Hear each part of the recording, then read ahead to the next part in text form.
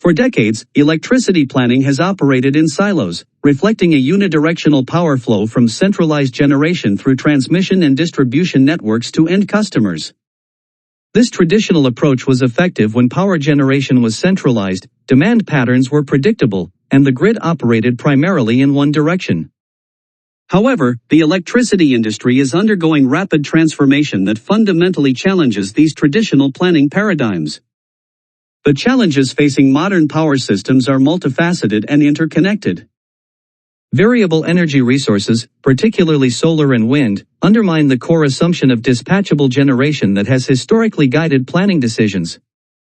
Simultaneously, accelerated and uncertain load growth from electrification, data centers, and new industrial demand strains both generation and grid infrastructure. The proliferation of distributed energy resources, DERs, has transformed power flows from unidirectional to bidirectional, as customers now both consume and produce electricity. These shifts occur against a backdrop of rapidly changing policies and regulations. Federal Energy Regulatory Commission Orders 1920, 2222, and 2023 represent significant regulatory changes aimed at addressing these challenges by motivating coordination between different planning areas. However, misalignment between policy changes and infrastructure development can create stranded assets, regulatory bottlenecks, and suboptimal investment decisions.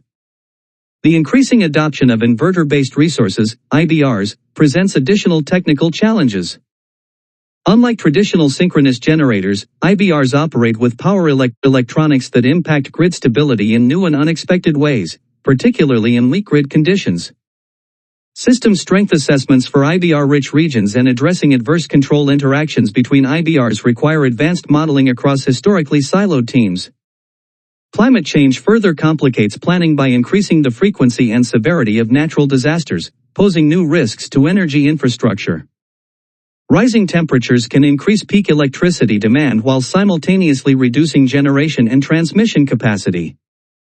More frequent and intense wildfires threaten power lines, high winds can lead to tower failures, and floods and droughts impact hydroelectric generation and grid reliability. If not carefully accounted for, reliance on historical generation profiles can misrepresent future resource availability, potentially leading to planning decisions that underestimate the need for additional transmission and generation capacity. Integrated planning represents a fundamental shift in how we approach power system planning.